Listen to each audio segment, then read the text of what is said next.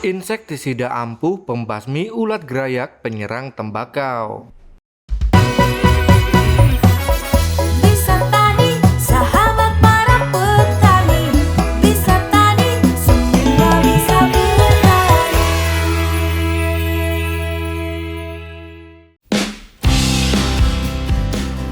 Halo Sobat Bisa Tani, jumpa lagi di channel Bisa Tani. Semua bisa bertani. Sebelum menonton video ini, jangan lupa like dan subscribe biar tidak ketinggalan info terbaru seputar dunia pertanian lainnya.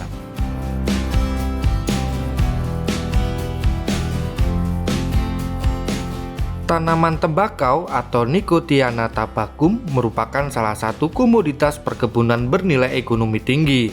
Namun, keberhasilan budidayanya seringkali terancam oleh serangan organisme pengganggu tanaman atau OPT. Salah satunya adalah ulat pemakan daun. Serangan ulat tidak hanya merusak daun secara fisik, tetapi juga secara langsung menurunkan kualitas dan kuantitas hasil panen, yang pada akhirnya menyebabkan kerugian ekonomi yang signifikan bagi petani. Memahami jenis ulat yang menyerang, siklus hidupnya, dan cara pengendalian yang tepat adalah kunci untuk mengamankan produksi tembakau. Pertama, jenis-jenis ulat utama penyerang daun tembakau. Beberapa jenis ulat memiliki preferensi tinggi terhadap daun tembakau. Di Indonesia, dua jenis ulat berikut adalah yang paling umum dan merusak. Ulat pucuk tembakau atau Helicoverpa armigera. Nama lainnya ulat buah atau cotton bollworm. Warna larvanya sangat bervariasi, mulai dari hijau muda, kuning kecoklatan, hingga hampir hitam dengan garis-garis samar di sepanjang tubuhnya. Panjangnya bisa mencapai 4 cm saat dewasa.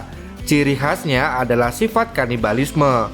Ngengat dewasa berwarna coklat kekuningan dengan bintik-bintik gelap pada sayap depan, aktif pada malam hari. Gejala serangannya menyerang bagian pucuk dan daun-daun muda yang masih kuncup. Daun yang terserang akan berlubang-lubang, tidak beraturan, dan seringkali menggulung atau keriting. Pada serangan yang berat, pucuk tanaman bisa mati dan gagal berkembang, meninggalkan kotoran atau fras berwarna hitam atau hijau tua di sekitar area makan.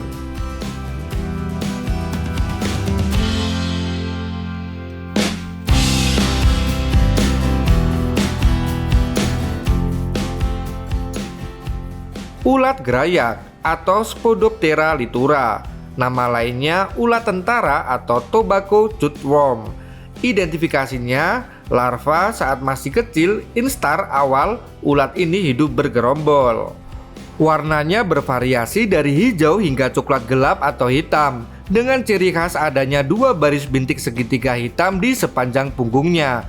Ngengat dewasa, sayap depan berwarna coklat keabu-abuan dengan pola garis putih yang kompleks dan berlekuk. Gejala serangannya, ulat muda atau instar 1-2 menyerang secara berkelompok dengan cara mengkikis permukaan bawah daun, menyisakan lapisan epidermis atas yang transparan atau jendela. Ulat yang lebih besar akan memakan seluruh bagian daun, seringkali hanya menyisakan tulang daunnya saja. Serangan biasanya dimulai dari daun bagian bawah dan merambat ke atas. Pada serangan masif, seluruh tanaman bisa gundul dalam waktu singkat. Siklus hidup ulat. Secara umum, memahami siklus hidup sangat penting untuk menentukan waktu pengendalian yang paling efektif. Telur. Ngengat betina meletakkan telur biasanya di permukaan bawah daun atau di dekat pucuk. Telur akan menetas dalam 3-7 hari tergantung suhu. Larva, ini adalah fase yang merusak. Ulat akan makan secara aktif selama 2-4 minggu, melewati beberapa kali ganti kulit. Semakin besar instar ulat, semakin banyak daun yang dimakan.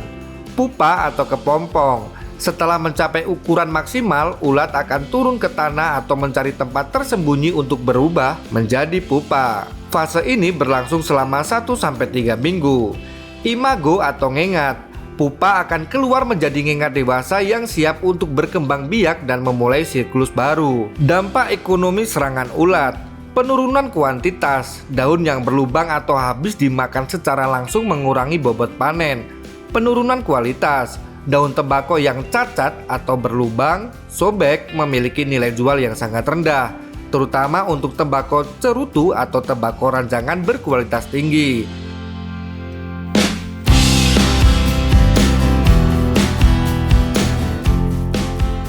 Peningkatan biaya produksi. Petani harus mengeluarkan biaya tambahan untuk pembelian pestisida dan tenaga kerja penyemprotan. Keempat, strategi pengendalian hama ulat tembakau. Pendekatan terbaik adalah menggunakan sistem pengendalian hama terpadu atau PHT, pengendalian kultur teknis atau agronomi, pengolahan tanah sempurna. Membaca tanah secara mendalam dapat mengangkat pupa yang ada di dalam tanah ke permukaan, sanitasi lahan, membersihkan gulma dan sisa-sisa tanaman dari musim sebelumnya dapat menghilangkan tempat persembunyian atau inang alternatif bagi hama. Rotasi tanaman. Menanam tanaman yang bukan inang ulat, misalnya kacang-kacangan, setelah panen tembakau dapat memutus siklus hidup hama. Pengendalian hayati atau biologis, pemanfaatan musuh alami, melestarikan predator seperti laba-laba, kumbang, dan semut rangrang, serta parasitoid dapat membantu mengurangi berkembang biaknya ulat. Pengendalian kimiawi atau insektisida. Metode ini merupakan alternatif terakhir jika populasi hama sudah di atas ambang batas ekonomi dan metode lain tidak efektif. Pemilihan insektisida. Gunakan insektisida yang terdaftar dan direkomendasikan untuk tembakau. Dari tim Bisa Tani merekomendasikan untuk menggunakan produk Setama. Mengandung emamectin benzoat dosis tinggi yang mampu membasmi ulat gerayak yang sering menyerang tanaman tembakau. Cara pakai Setama yaitu dengan diseprekan selama 1 minggu sekali dengan dosis 1 ml per liter air. Keberhasilan pengendalian ulat penyerang daun tembakau sangat bergantung pada pemantauan atau monitoring yang rutin.